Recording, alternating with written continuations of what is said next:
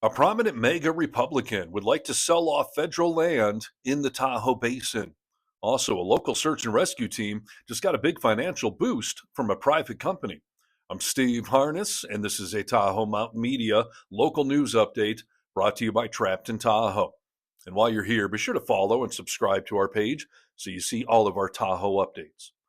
All right, so the Senate is reviewing a proposal that could make 258 million acres of public land across the western U.S., including parts of California and Nevada, eligible for sale.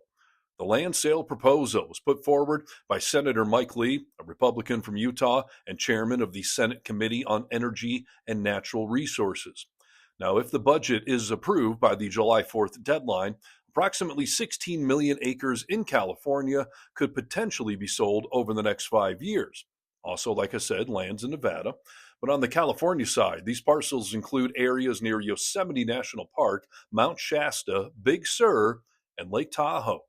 Most notably, the lands in the Tahoe Basin are around Fallen Leaf Lake and Emerald Bay, as seen here on this map. And down in the Carson Valley, it includes lands in the popular Johnson Lane off-road area.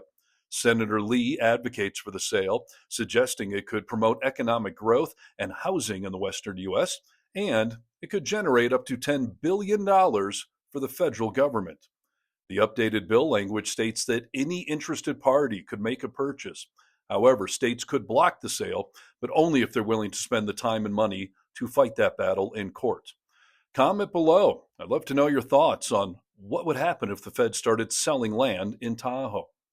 In other basin news, El Dorado County's Tahoe Search and Rescue Team has received a $10,000 grant from Rocky Talkie Company. It's all for avalanche training. EDSAR is one of the nation's busiest backcountry rescue teams. They have trained 40 volunteers who provide search and rescue services across over 1 million acres of forest land. The funds will update PPE, climbing gear, and enhance communication during rescues. This grant allows them to train dozens of members for at least 5 years. EDSAR was one of 8 teams selected from 180 applicants across America and Canada. This local news update is brought to you by Trapped in Tahoe, our original escape room experience here at the lake. Perfect for parties, family fun, or team building events. You can find all the current escape rooms online at trappedintahoe.com. That's trappedintahoe.com. No search and rescue teams are needed because I know you're smart enough to get out.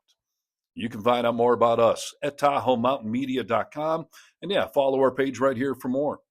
For TMM, I'm Steve Harness.